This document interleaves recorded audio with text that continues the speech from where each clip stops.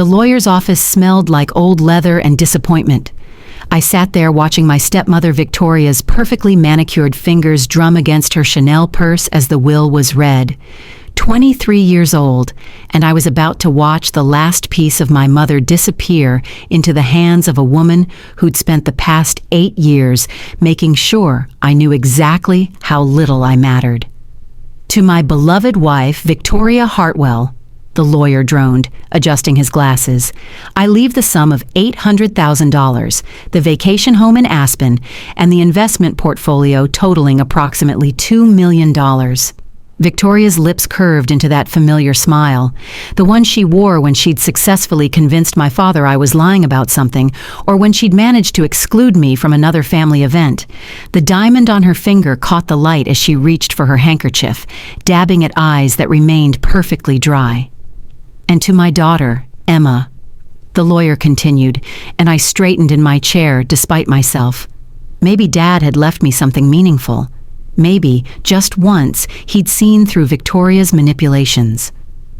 I leave the contents of the storage unit 47B, including all personal effects stored within. The silence that followed was deafening. Then Victoria laughed. Actually laughed. A tinkling sound that made my skin crawl. "Personal effects," she repeated, her voice dripping with false sympathy. "Oh, Emma, dear.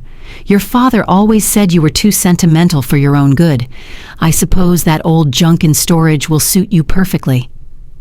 The lawyer cleared his throat uncomfortably, sliding a key across the polished table toward me. It was small, brass, attached to a faded leather tag with the number 47B written in my father's handwriting. I picked it up, the metal cold against my palm, and stood to leave. "Emma," Victoria called after me, and I paused at the door. "If you find anything valuable in there, which I highly doubt, do remember that as your father's widow, I have certain rights. We wouldn't want any misunderstandings." I didn't trust myself to respond. I just walked out, the key cutting into my palm as I clenched my fist. But if you're still listening to this, if you've ever felt like the world was stacked against you, like everyone else got the prize while you got the consolation ribbon, stay with me, because sometimes the greatest treasures come disguised as worthless junk, and sometimes a dusty hatbox can change everything. Sometimes the person everyone dismisses as worthless is the one holding the key to something extraordinary. My name is Emma Hartwell, though for most of my life that name felt more like a burden than an identity. You see, I wasn't supposed to exist in the perfect picture Victoria had painted of her life with my father. I was the inconvenient reminder of his. First marriage, the ghost of a woman who died when I was 15, my real mother, Grace. The storage unit was located on the outskirts of town, in one of those depressing facilities where people dump the parts of their lives they can't quite let go of, but don't want to look at either. The late afternoon sun cast long shadows between the rows of identical orange doors as I searched for Unit 47B. When I finally found it, my hands were shaking so badly I could barely get the key in the lock. The door rolled up with a metallic screech, revealing a space about the size of a large closet. Dust motes danced in the shaft of sunlight that penetrated the gloom. I fumbled for the light switch, and a single bare bulb flickered to life, illuminating disappointment. Boxes. Dozens of cardboard boxes, most of them water-stained and sagging. Old furniture covered in sheets that had yellowed with age.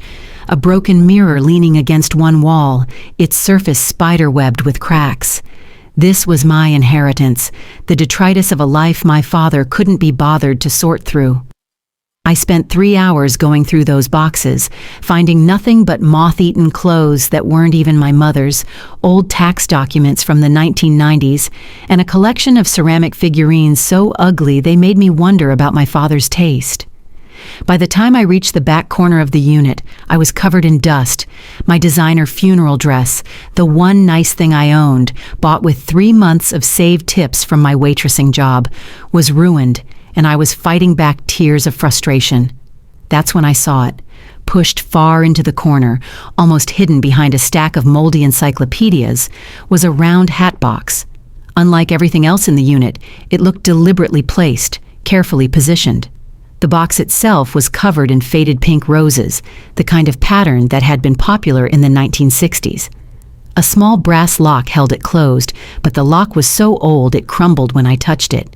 Inside was a wig, a platinum blonde wig, styled in perfect 1960s waves. I recognized it immediately. My mother had worn it during her chemotherapy treatments, trying to maintain some dignity while the cancer ate away at her from the inside. The sight of it brought back a flood of memories I'd tried to bury. Mom adjusting it in the hospital mirror, asking me if it looked natural, the way she'd laugh and call herself Marilyn when she wore it, how she'd let me style it sometimes, playing dress-up even though I was already a teenager and supposedly too old for such games. I lifted the wig carefully, remembering how she'd insisted on being cremated wearing her real hair, what little was left of it. "This old thing can go in storage," she'd said about the wig. "Maybe someday you'll want it for Halloween or something." But as I lifted it, I felt something else. Weight that shouldn't have been there. The wig stand beneath it wasn't a stand at all. It was another box, this one made of dark wood with mother-of-pearl inlay. My heart began to race as I opened it. Light exploded across my vision. Diamonds, hundreds of them, caught the harsh fluorescent bulb and transformed it into rainbow fire. Nestled in black velvet was a tiara, but not just any tiara. This was a masterpiece of jewelry craftsmanship, with diamonds arranged in an intricate pattern of flowers and leaves, each stone perfectly cut and set. At the center was a sapphire the size of a quail's egg, so blue it seemed to hold the entire ocean within its depths. But it was the engraving on the inside of the band that made me sink to my knees there in that dusty storage unit. In delicate script, barely visible unless you knew to look for it, "For my darling Grace, on our wedding day, may you always know your worth." William Aldridge III. William Aldridge III. The name hit me like a physical blow. I knew that name. Everyone knew that name. The Aldridge family owned half the businesses in the state, their name on hospitals and libraries and museum wings. They were old money, the kind of wealth that came with its own zip code. And William Aldridge III had been the patriarch who died 30 years ago, leaving behind a fortune that had made headlines and a mystery that had never been solved: the disappearance of his young bride, who'd vanished just weeks after their wedding, taking nothing but the clothes on her back. My mother. My mother had been Grace Aldridge. I sat there in that storage unit, holding a tiara worth more than most people's houses, as the pieces of my life rearranged themselves into a picture I'd never imagined. My mother, who'd raised me in a 2-bedroom apartment, who'd worked double shifts as a nurse, who'd darned my socks and made my Halloween costumes by hand. She had been married to one of the richest men in the country.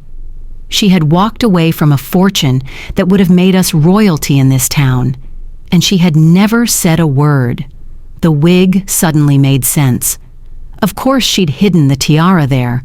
Who would look for a priceless heirloom under a cancer patient's wig? Even Victoria, with all her greed and manipulation, would never have thought to check something so seemingly worthless, so laden with the sadness of illness and death.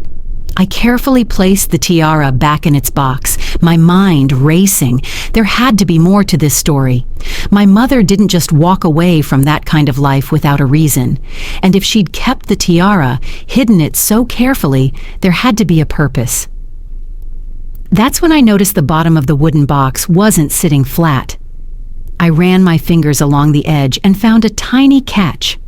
The false bottom lifted away, revealing a bundle of letters tied with a faded blue ribbon, and beneath them a small leather journal.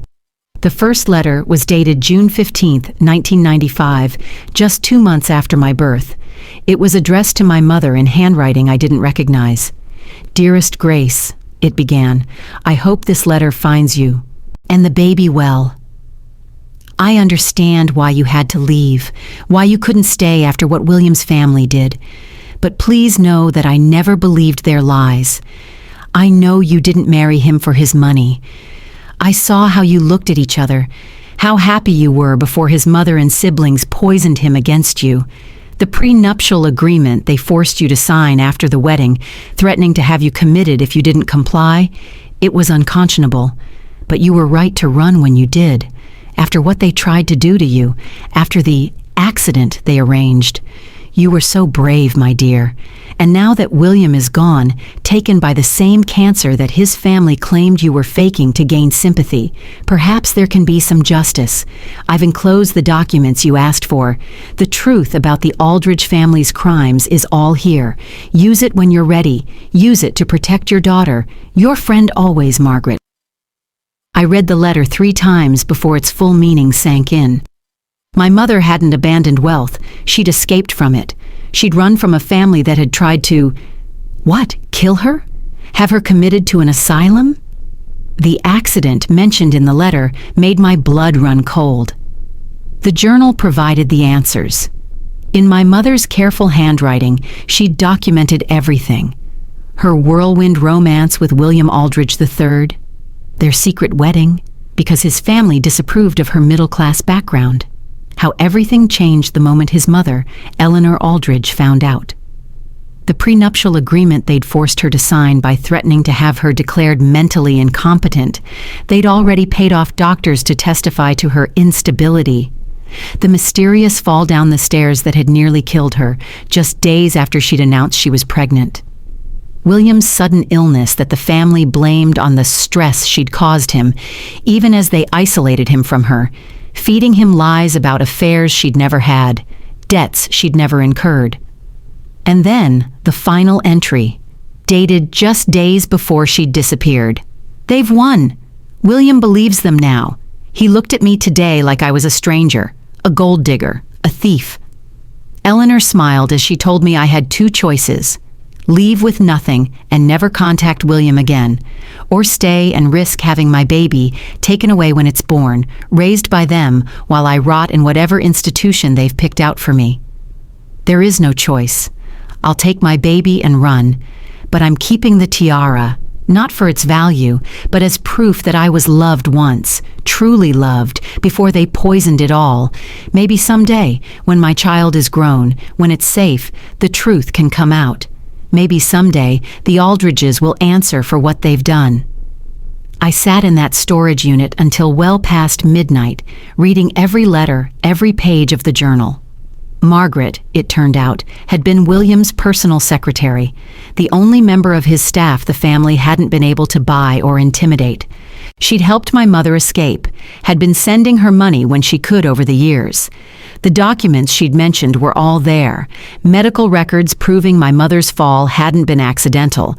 Financial records showing how the Aldridge family had hidden assets from William to make it look like my mother was stealing. Even a recording transcript of Eleanor Aldridge discussing how to deal with the problem of her son's unsuitable wife. But it was the last document that stopped my heart. A copy of William Aldridge III's original will, the real one, not the forgery his family had used after his death. In it, he left everything to my beloved wife Grace and our unborn child. Everything. The entire Aldridge fortune. According to the documents, the family had destroyed the original will and produced a fake one, leaving everything to them, confident that my mother would never come forward to challenge it. They'd been right. She'd chosen to protect me rather than fight them. She'd chosen love over money, safety over wealth, but she'd also chosen to preserve the truth. I drove home in a daze, the hatbox and its contents locked in my trunk. Our apartment, the one I'd shared with my father and Victoria since my mother's death, was dark except for the light in Victoria's study. I could hear her on the phone, probably with her lawyer, discussing how to invest her newfound wealth. Dad's wealth. The wealth he'd accumulated while married to Victoria, after years of being a struggling salesman while married to my mother. I thought about my father as I sat in my car, staring up at that lighted window. Had he known who my mother really was? The timeline suggested he hadn't met her until years after she'd fled the Aldridge family. She'd never told him, had lived as Grace Thompson, nurse and single mother, never Grace Aldridge, heiress and victim. She'd loved him genuinely, married him genuinely, never asking for more than he could give, which made Victoria's treatment of me all the more bitter. She'd married my father for his money, the money he'd only started making after my mother's death, through life insurance policies and smart investments. She'd spent years making me feel worthless, calling me a burden, a charity case my father had been too soft to send away. She'd convinced him to send me to community college instead of the university I'd been accepted to, saying the money would be wasted on someone like me. She'd even tried to have me written out of the will entirely, though apparently Dad had drawn the line at leaving me nothing. And now she sat up there, counting her millions, while I sat in a beat-up Honda with a tiara worth more than everything she'd inherited. The irony was almost too perfect. I spent the next 3 days researching, verifying everything in my mother's journal. The Aldridge family was still around, still wealthy, still powerful. Eleanor had died 10 years ago, but William's siblings and their children controlled the family empire. They'd weathered a few scandals over the years, an embezzlement here, a bribery charge there, but nothing had stuck. They were untouchable, or so they believed. I also researched the legal implications of what I discovered. The statute of limitations on challenging the will had long passed, but fraud, especially fraud of this magnitude, had no such limitations. An attempted murder, which is what that accident had been, definitely had no statute of limitations. But I needed to be smart about this. I couldn't just walk into a police station with a box of old documents and expect to bring down one of the most powerful families in the state. I needed allies, and I needed a plan. That's when I remembered Mr. Chen, my mother's old friend from the hospital where she'd worked. He was retired now, but he'd been the chief of staff during her time there. More importantly, he'd been one of the few people at her funeral who'd seemed genuinely devastated. "Your mother was the best person I ever knew," he'd told me, tears in his eyes. "If you ever need anything, Emma, anything at all, you call me." I'd never taken him up on that offer, too proud or too shy. But now I needed help from someone I could trust, someone who'd known my mother as Grace Thompson and might understand why she'd made the choices she had. Mr. Chen lived in a modest ranch house on the outskirts of town, his garden immaculate despite his advancing age. When he opened the door and saw me standing there, his face lit up. "Emma, my goodness, you look just like her. Come in, come in. Is everything all right?" We sat in his living room, surrounded by medical journals and family photos, as I told him everything. I showed him the journal, the letters, the documents. I watched his expression change from confusion to shock, to a deep, burning anger I'd never seen in the gentle old man before. "I knew something had happened to her before she came to us," he said finally, his voice tight with emotion. "She had old injuries, healed fractures that didn't match any story she told. And the way she'd flinch sometimes when someone moved too quickly, the way she'd check exits whenever she entered a room. I knew she'd been through trauma. But this..." He picked up the photo of the tiara I'd taken with my phone, studying it carefully. "She never said anything, never gave any indication she'd come from money. She lived so simply, worked so hard. Even when she was sick, when the hospital bills were crushing her, she never said anything about having options." "She was protecting me," I said quietly. "If the Aldridges had known where we were, they'd have come for you," Mr. Chen finished. "Yes, she was right to hide. But Emma, now that you know, what are you going to do?" It was the question I'd been asking myself for 3 days. What was I going to do? I could sell the tiara quietly, use the money to disappear like my mother had. I could live comfortably for the rest of my life on what it would bring. Or I could fight, risk everything to expose the truth and claim what was rightfully mine. "My mother ran to protect me," I said slowly. "But I'm not a baby anymore, and I'm tired of running from bullies. I'm tired of being treated like I'm worthless." Mr. Chen smiled, the expression sad but proud. "Your mother would be terrified for you, but she'd also be proud. So what do you need from me?" What I needed, it turned out, was connections. Mr. Chen might have been retired, but he still knew people, important people, including a journalist named Sarah Martinez who'd made her career exposing corporate corruption, and a lawyer named James Winters who specialized in cases everyone else said were impossible to win. Sarah was the first to respond to Mr. Chen's calls. She arrived at his house the next evening, a sharp-eyed woman in her 50s with silver-streaked hair and an intensity that made me nervous. "Show me everything," she said simply, and I did. She spent 4 hours going through the documents, taking photos, making notes.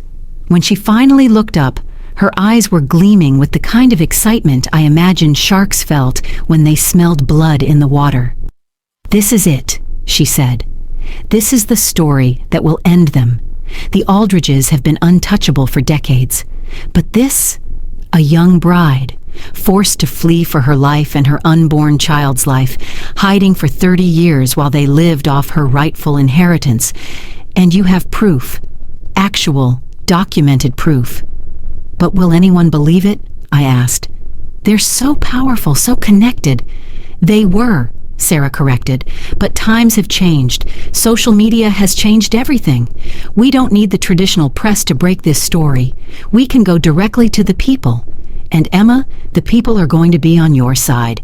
You're the perfect heroine for this story. The struggling waitress who discovers she's actually an heiress, kept from her inheritance by an evil family who tried to murder her mother. Hollywood couldn't write it better." James Winters, the lawyer, was more cautious when he reviewed everything the next day. "The legal case is complex," he admitted. "The statute of limitations is a problem for some claims, but not all. The fraud is ongoing. They're still benefiting from the stolen inheritance. And the attempted murder, well, there's no limitation on that. But Emma, you need to understand, if we pursue this, they'll come at you with everything they have. They'll try to destroy your reputation, claim you're a fraud, dig up any dirt they can find or manufacture." "What reputation?" I laughed bitterly. "I'm a college dropout who waits tables and lives with my stepmother who treats me like garbage. What are they going to do? Reveal that I got a parking ticket 2 years ago?" "Don't underestimate them," James warned, "but also don't underestimate the power of your story. Sarah's, right. Public opinion will be crucial. If we can get the public on your side before they have a chance to spin the narrative, we might have a chance." We spent the next week preparing. Sarah worked on the article that would break the story, while James prepared the legal filings. I gave them everything, not just the documents, but my own story. The years of struggle after my mother's death, the way Victoria had systematically broken down my self-esteem, the dreams I'd had to abandon because there was never enough money for me, though there always seemed to be enough for Victoria's shopping sprees. During that week, I also did something else. I went to see Margaret, my mother's friend who'd written those letters. She was in her 80s now, living in an assisted living facility, but her mind was still sharp. When I told her who I was, she cried. "I've been waiting 30 years for you to find those letters," she said, gripping my hands with surprising strength. "Your mother made me promise to wait, to let you find them on your own when you were ready.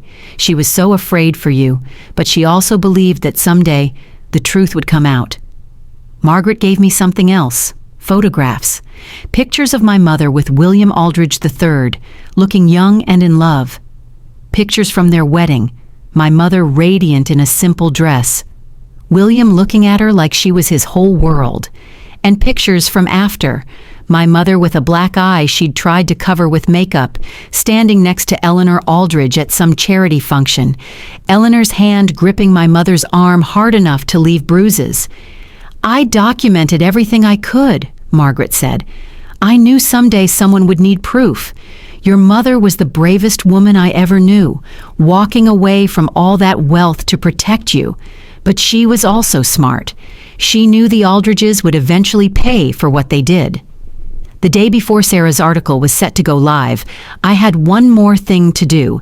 I went home to confront Victoria. She was in the living room, surrounded by shopping bags from her latest spree when I walked in. "Oh, Emma," she said without looking up, "I'm having some friends over tonight. Be a dear and make yourself scarce, would you? It's bad enough I have to explain why Charles insisted on keeping you around. I don't need you actually hovering. Charles, my father, the man who'd raised me, loved me in his way, but had never been strong enough to stand up to Victoria's casual cruelty. Actually, Victoria, I need to talk to you. Something in my voice made her look up, her perfectly shaped eyebrows rising in surprise. Whatever it is, make it quick. I have a massage appointment in an hour. I sat down across from her, pulling out my phone. I wanted to show you something I found in Dad's storage unit. Her eyes sharpened with interest. Oh? Something valuable after all? Remember what I said about my rights as his widow? I showed her the picture of the tiara. Her eyes widened, and I saw the greed flash across her face before she could hide it. Where did you find that? In a hatbox, under my mother's wig. Your mother's... She trailed off, confusion replacing greed. What does your mother have to do with anything? Everything, actually. I pulled up the photo Sarah had sent me, the newspaper announcement of Grace and William Aldridge's wedding. You see, my mother wasn't just some nobody nurse. She was Grace Aldridge, heir to one of the largest fortunes in the country. Victoria laughed, but it sounded forced. That's ridiculous. Your mother was a nobody. Charles told me all about her. A simple woman with no family, no money. A woman in hiding, I corrected. Running from the family that tried to kill her for marrying their son. A woman who chose poverty and safety over wealth and danger. A woman who gave up everything to protect me. I stood up, looking down at Victoria for the first time in my life. Tomorrow, the whole world is going to know the truth. They're going to know who my mother really was, what was done to her, and what was stolen from both of us. And they're going to know about you too, Victoria, the woman who spent years tormenting the secret heiress under her own roof. Victoria's face had gone pale beneath her expensive foundation. You're lying. This is some kind of sick joke. The only joke, I said quietly, is that you spent 8 years calling me worthless, making me feel like a burden, like I was lucky you allowed me to exist in your presence. You convinced my father to limit my education, to treat me like a second-class citizen in my own home. And the whole time, I was worth more than you could ever imagine. I headed for the door, my suitcase already in my car. I'd been staying with Mr. Chen for the past few days, unable to bear another night under Victoria's roof. Emma! Victoria's voice was shrill now, panicked. Emma, wait! We should talk about this. We're family. I'm your stepmother. Surely we can come to some arrangement. I turned back one last time. We were never family, Victoria. You made that very clear. And the only arrangement I'm interested in is the one where you never speak to me again. The article went live at midnight. By 6 a.m., it had been shared over 1 million times. By noon, every major news outlet had picked it up. The headline was everywhere. The heiress who didn't know, how one family's greed stole a fortune and destroyed lives. Sarah had crafted a masterpiece. She'd woven together my mother's story and mine, the fairy tale romance that turned into a nightmare, the young mother who chose love over money, and the daughter who discovered the truth in a dusty storage unit. The photographs were devastating. My mother, young and beautiful, standing next to William Aldridge, contrasted with the later photos showing her injuries. The documents were damning, especially the transcript of Eleanor Aldridge, discussing how to eliminate the problem. But it was the tiara that captured the public's imagination. Sarah had photographed it beautifully, the diamonds catching the light like stars. The crown hidden under a cancer wig became a viral hashtag within hours. The Aldridge family's response was swift and predictable. They released a statement calling the allegations baseless and defamatory, claiming I was a disturbed young woman seeking attention and money. They pointed out that the statute of limitations had passed, that there was no proof the documents were authentic, that I was nothing but a gold digger like my mother had been. But they'd miscalculated. This wasn't 30 years ago, when they controlled the narrative through their connections and influence. This was the age of social media, and the court of public opinion had already ruled. The stories poured in. Former employees of the Aldridge family came forward with their own tales of abuse and intimidation. Women who dated Aldridge men shared stories of threats and payoffs. Business partners revealed decades of shady dealings. It was like a dam had burst, and 30 years of suppressed truth came flooding out.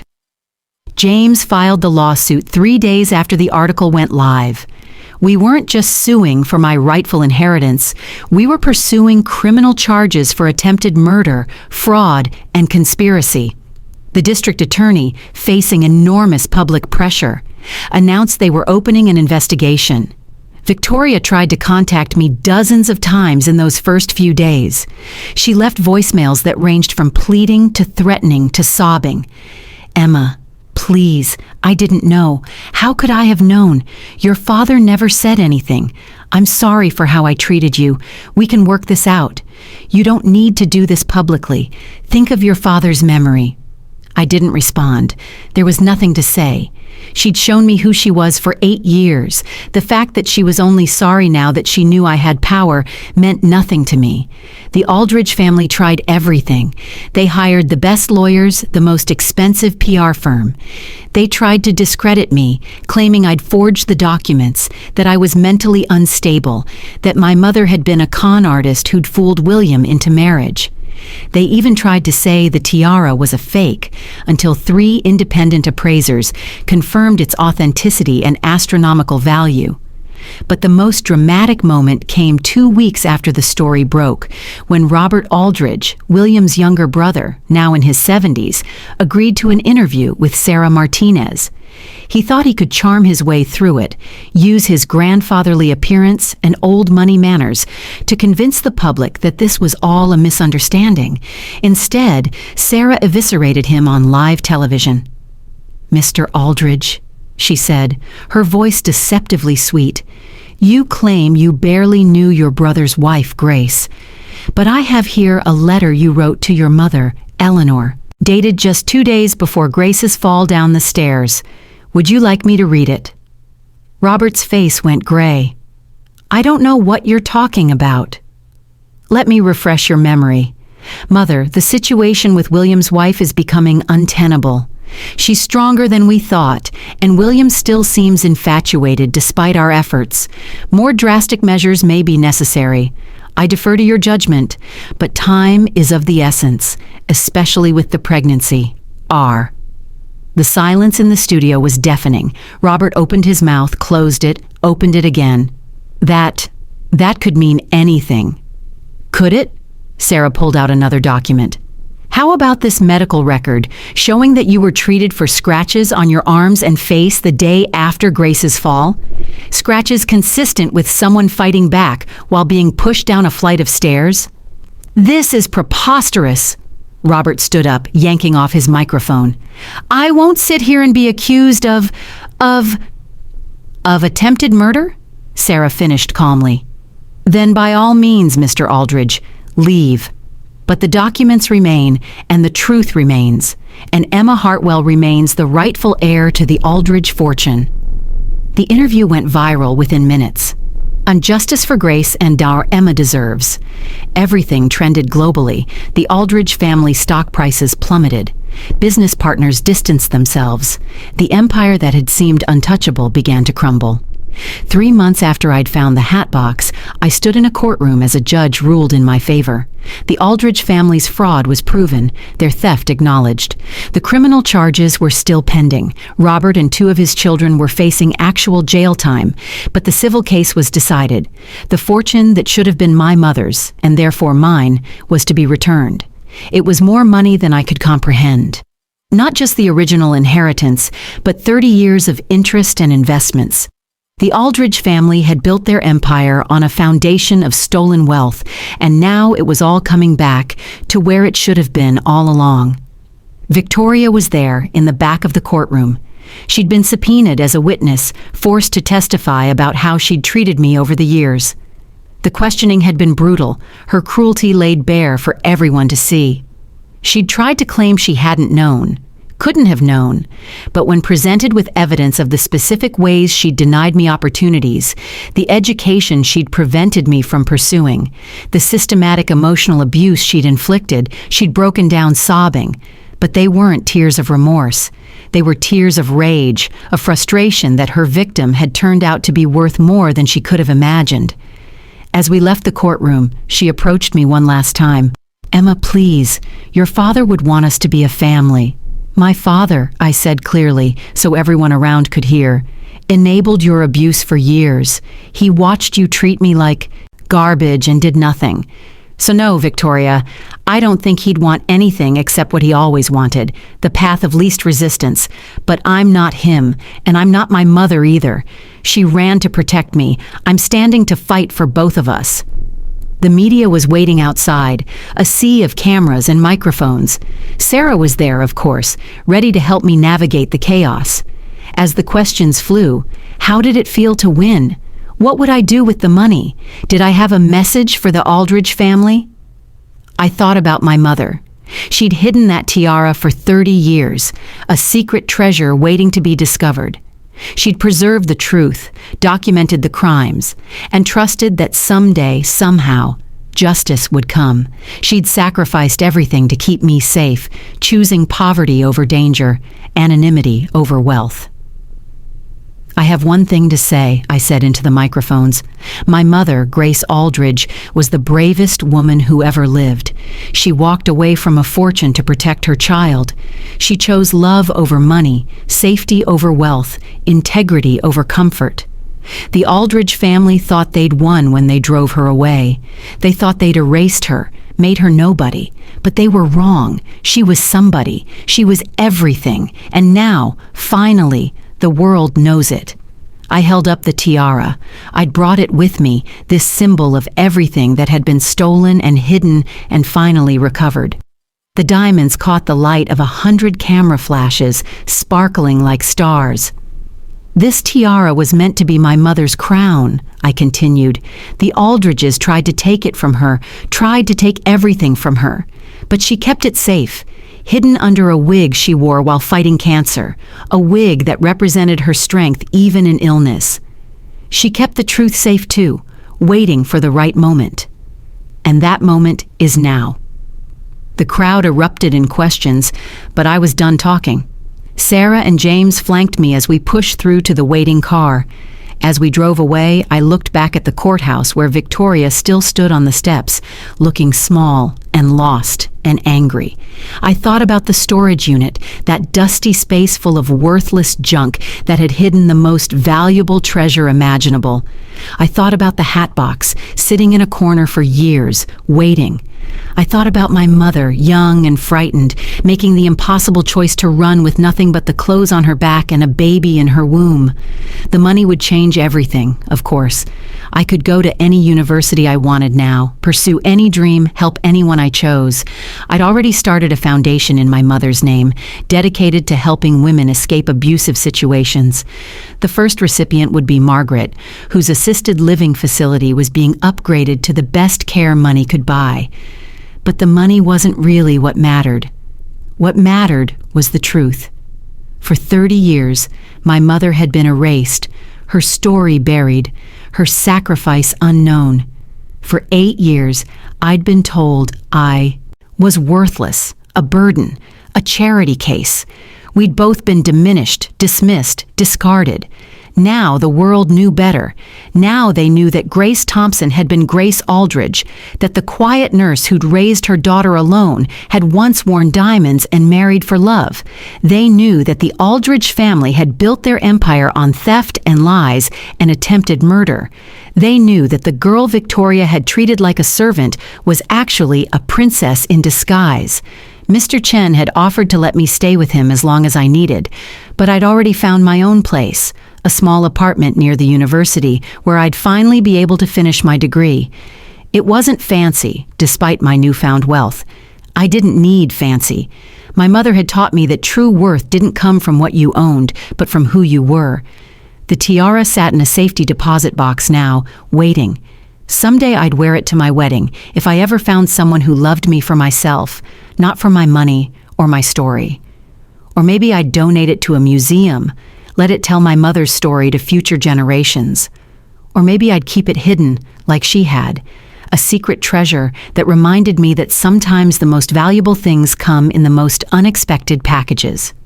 That night, alone in my new apartment, I pulled out my mother's journal and read her words again. Maybe someday, when my child is grown, when it's safe, the truth can come out. Maybe someday the Aldridges will answer for what they've done. "We did it, Mom," I whispered to the empty room. "The truth is out. They're answering for it. And I'm safe. I'm finally safe." My phone buzzed with a text from Sarah.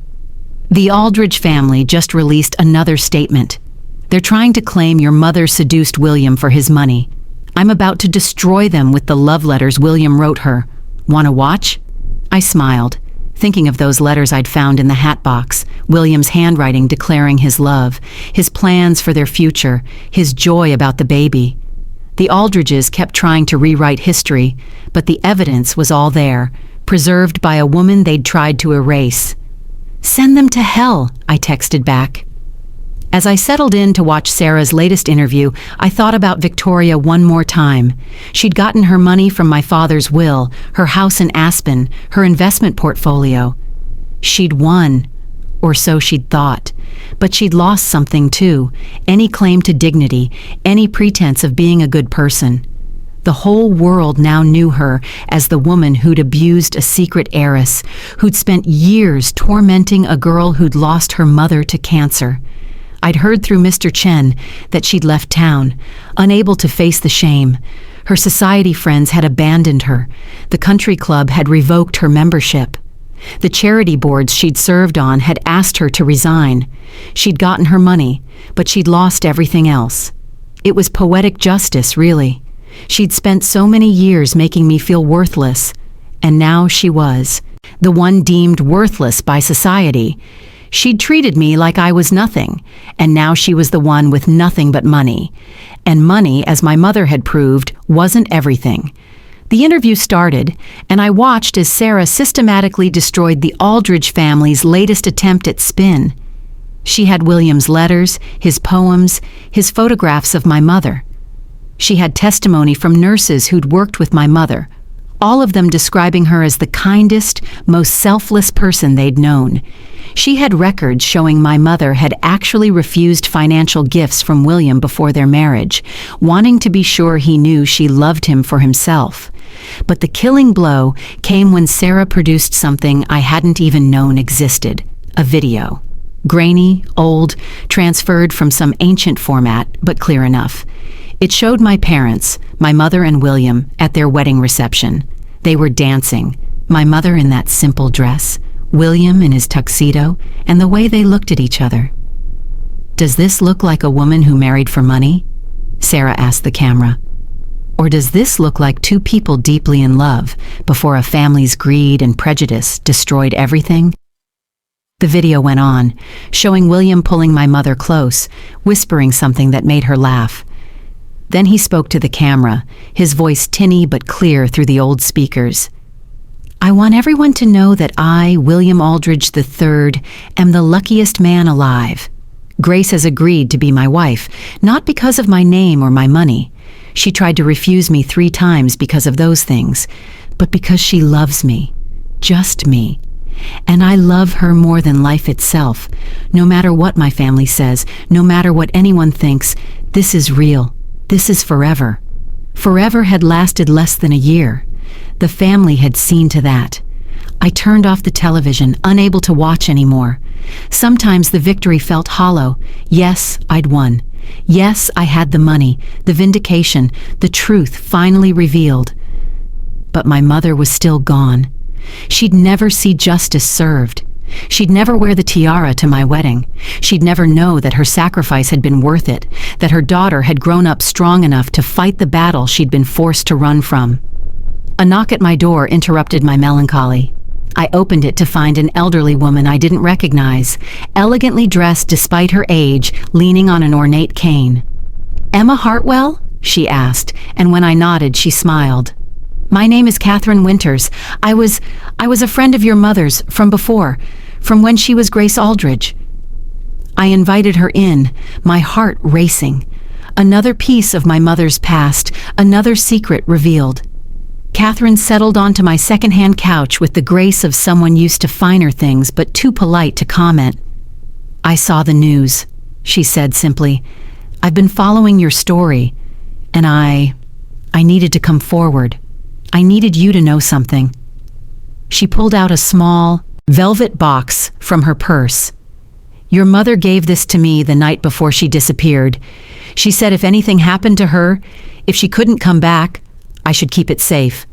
She said someday her child might come looking for answers, and if that happened, I should give this to them."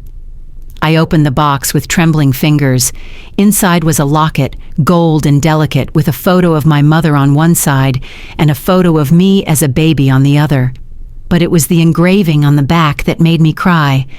"Emma Grace Aldridge, born into love, raised in strength, destined for greatness.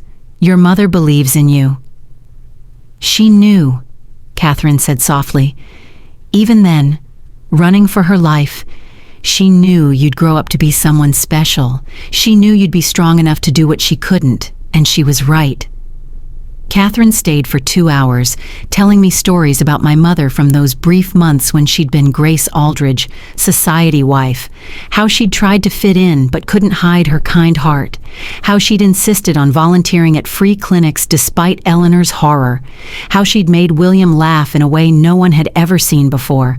"The family hated her because she showed them up," Catherine explained. "She was everything they weren't: genuine, kind, compassionate.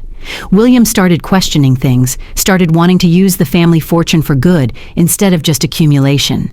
Eleanor couldn't stand it. She'd raised her children to be sharks, and here was Grace, turning her favorite son into something approaching a decent human being." Before she left, Catherine hugged me tightly.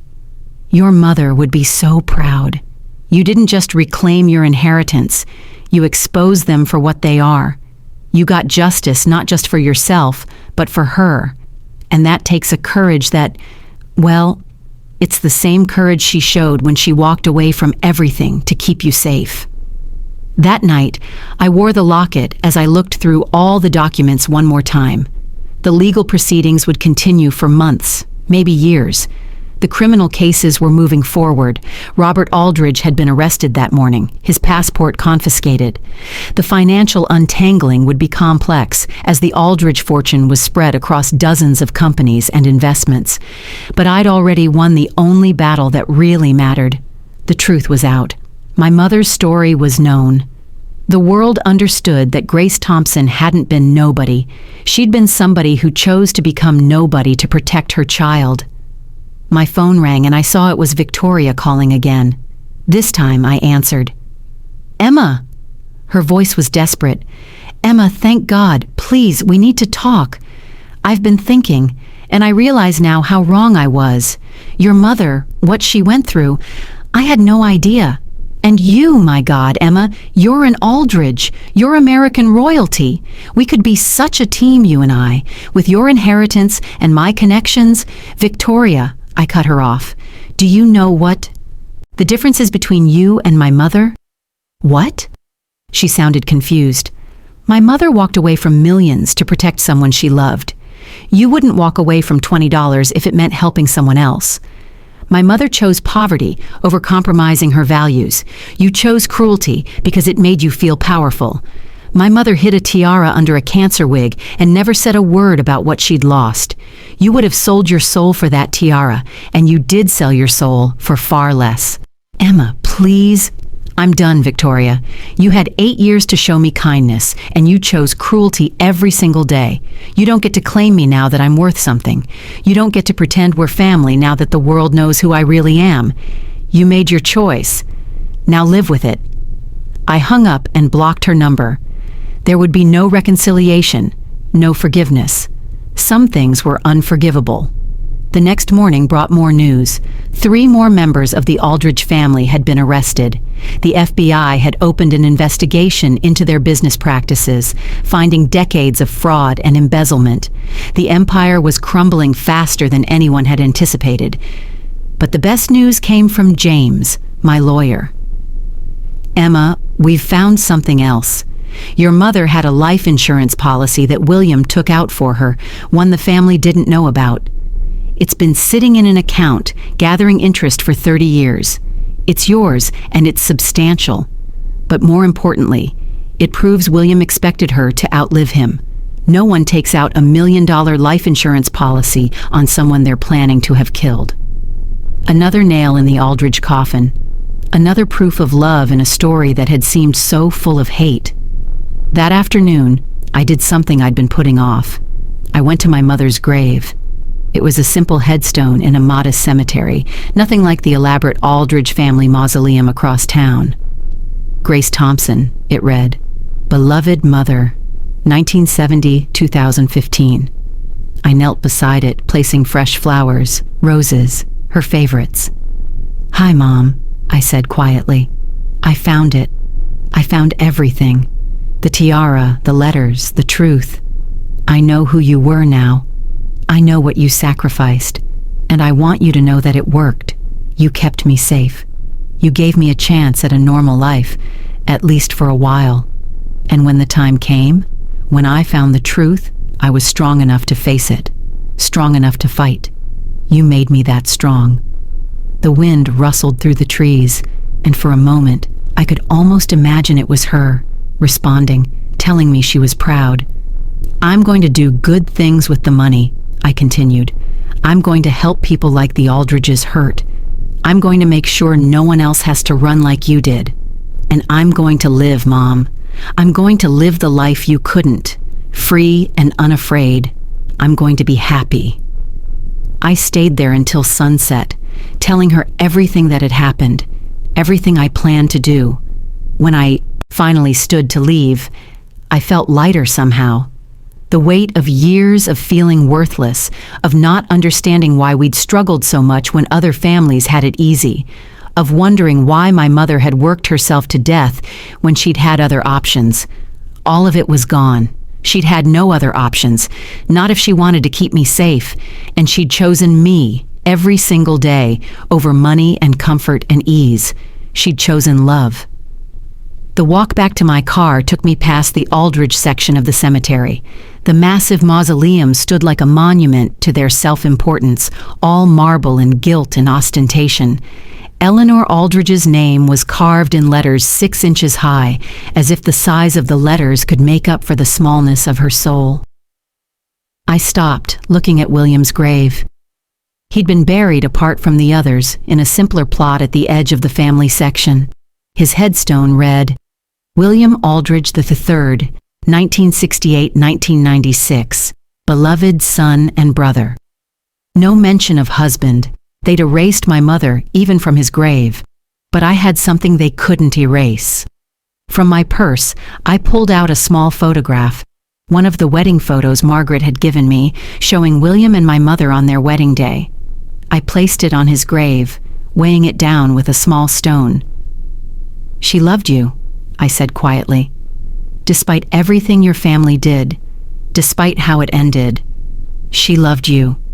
She named me Emma Grace, your grandmother Emma's name, and hers. She wanted me to have a piece of both of you, the good parts, the love you shared before they poisoned it. I hope wherever you are, you know the truth now. I hope you know she never betrayed you, never used you. I hope you're finally free of their lies. As I walked away, I saw a figure watching from behind another monument. For a moment, my heart raced, thinking it might be one of the Aldridges. But as the figure stepped into the dying light, I saw it was an elderly man I didn't recognize. Miss Hartwell? He called, his voice tentative. I stopped, wary. Yes? He approached slowly, and I could see he was nervous, almost frightened. My name is Peter Jameson. I was William Aldridge's doctor, his real doctor, not the one the family brought in later. My breath caught. You treated him? Until Eleanor had me removed from his case. His voice was bitter. She said I was being too aggressive with treatment, giving him false hope. But that wasn't it at all. I was asking too many questions about his sudden decline. A healthy 30-year-old man doesn't just develop aggressive cancer out of nowhere, and the symptoms, they didn't match any cancer I'd ever seen. What are you saying? Peter looked around nervously, then stepped closer. I'm saying I think they poisoned him, slowly, over months. Something that would mimic cancer symptoms, destroy his body gradually. I tried to run tests, but Eleanor had me removed before I could prove anything. She brought in a doctor from Switzerland, someone who didn't ask questions. My knees felt weak. They killed him too? I could never prove it. But when I saw the news about you, about what they did to your mother, I knew I had to speak up. I have my notes from back then, my suspicions, the test results that didn't make sense. It's not proof, but it's something. I gave him James's contact information, my mind reeling. They'd killed William too, their own son and brother, all to keep the money in the family, to prevent my mother from inheriting.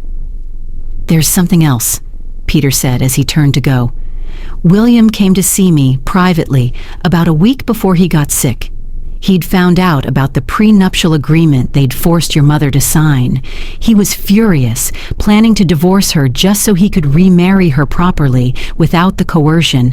He said he was going to change his will, leave everything to her, and cut his family out completely. A week later, he started showing symptoms. The final piece of the puzzle clicked into place. They'd known William was going to choose my mother over them, so they'd eliminated him, then driven her away, and kept everything for themselves. I sat in my car for a long time after Peter left, processing this new information. The Aldridges weren't just guilty of attempted murder and fraud. They were guilty of actual murder. They'd killed their own blood rather than see the fortune go to an outsider. When I finally got home, I found a package waiting for me. No return address, just my name written in shaky handwriting. Inside was a journal, leather-bound and worn. The first page had a note. Your mother asked me to give this to you if you ever found the truth. I'm dying now, cancer, the real kind, and I can't wait any longer. I hope this finds you well. Sister Mary Catherine. The journal was my mother's, but not like the one I'd found in the storage unit. This one was from after she'd run, after she'd started her new life. It began, My dear Emma, if you're reading this, then you know the truth about who we really are, or were, or should have been.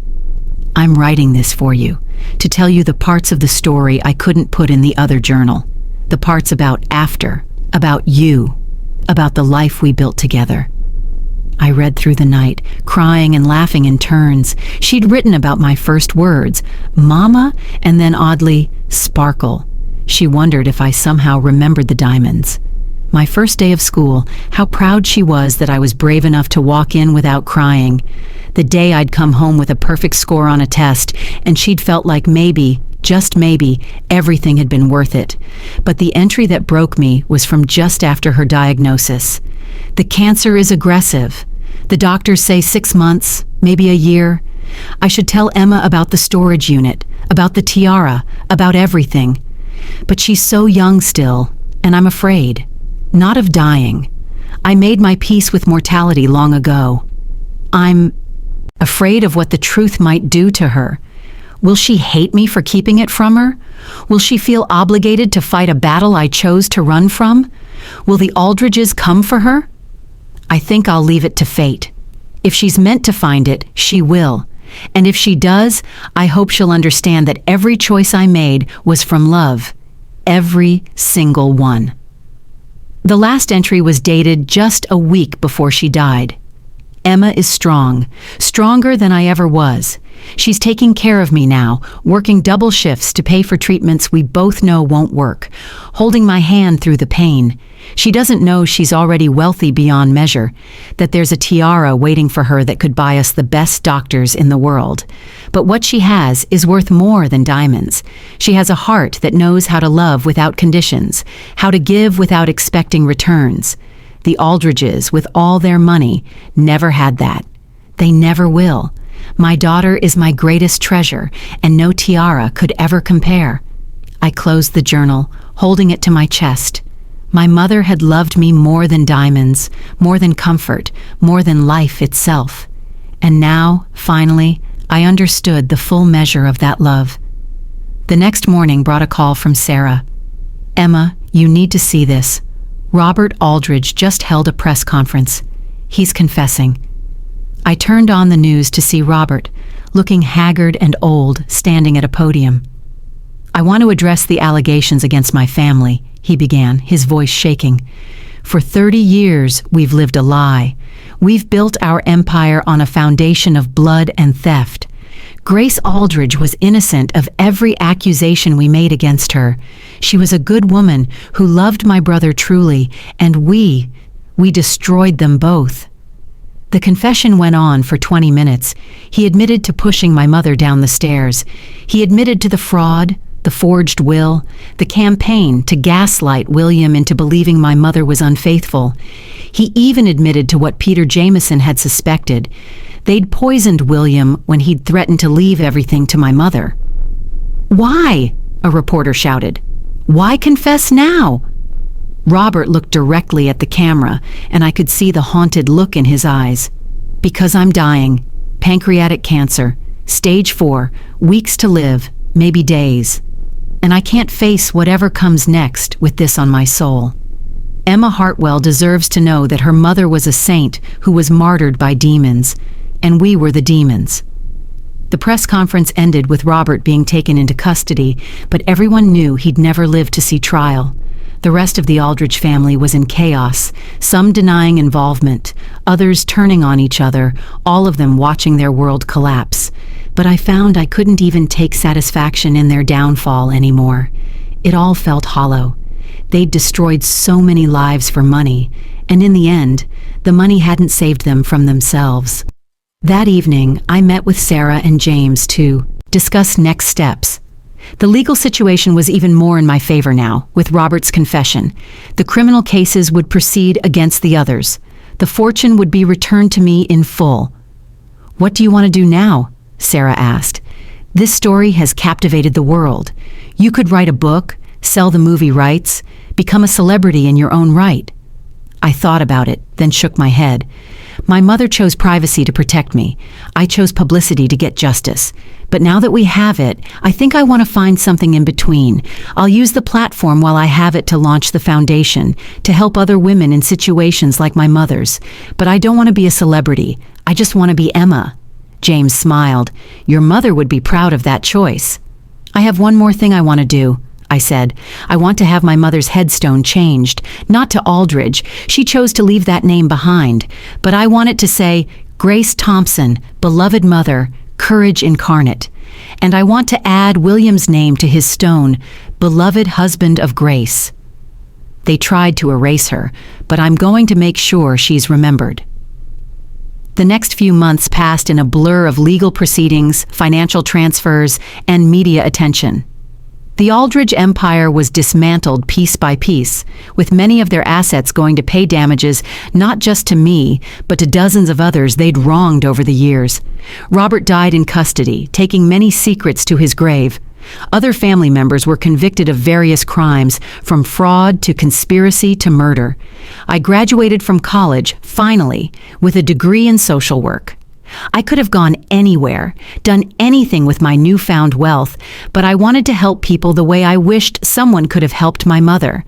The Grace Thompson Foundation grew rapidly, helping hundreds of women escape abusive situations, providing them with legal help, safe housing, and new identities if necessary. Victoria tried to contact me one more time, through a lawyer, suggesting she might have grounds to contest some of the settlement since she'd been my stepmother and had provided for me for years. I responded by having my lawyer send her an itemized bill for all the opportunities she'd denied me, all the education she'd prevented me from pursuing with interest. The total was more than she'd inherited from my father. She never contacted me again. On the 1-year anniversary of finding the hatbox, I held a press conference of my own. I wore the tiara, the first and only time I'd wear it publicly. The room was packed with reporters from around the world. 1 year ago, I began, I was a nobody, a college dropout, a waitress, a stepchild barely tolerated in her own home. I found a hatbox in a storage unit and discovered I was somebody after all. But here's what I've learned. I was always somebody. We're all somebody. My mother knew that. She knew that being somebody isn't about money or names or tiaras. It's about choices. It's about choosing love over money, courage over comfort, truth over lies.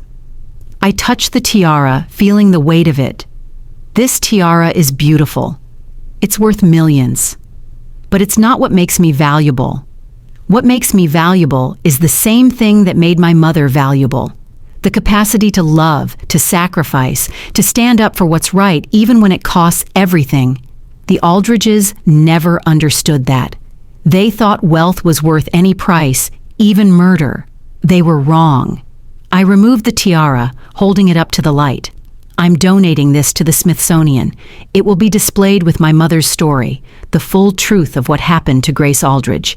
It will be a reminder that sometimes the greatest treasures are hidden in the humblest places, that sometimes a hatbox in a storage unit can contain proof that love is stronger than greed, that truth is more powerful than lies. The donation made headlines worldwide. The Smithsonian created an entire exhibit around it called Hidden Crowns: The Secret Stories of American Women. Thousands of people came to see the tiara, to read my mother's story, to understand that sometimes running away is the bravest thing you can do, and sometimes the meek really do inherit the earth. I kept the hatbox, though. It sits on a shelf in my apartment, faded roses and all. Inside, I keep my mother's wig, the one that had hidden the tiara for so many years. Sometimes I take it out, hold it, remember her wearing it during chemo, trying to smile through the pain. It's worth nothing to anyone else, but to me, it's priceless. It's the reminder that my mother faced death with the same courage she'd faced life, that she'd hidden a fortune under a symbol of suffering and never complained about either. The locket Catherine Winters gave me never leaves my neck. The photos inside have faded slightly, but my mother's smile is still visible, my baby face still clear. The engraving on the back has worn smooth from my fingers tracing it. Destined for greatness. She was right, of course. Not because I inherited millions or because I brought down a dynasty of criminals, but because I learned what she always knew, that greatness isn't about what you have, but about what you're willing to sacrifice for someone you love. That true wealth isn't measured in diamonds, but in the courage to walk away from them. That sometimes the best revenge isn't revenge at all, but simply living well, living freely, living as yourself. End.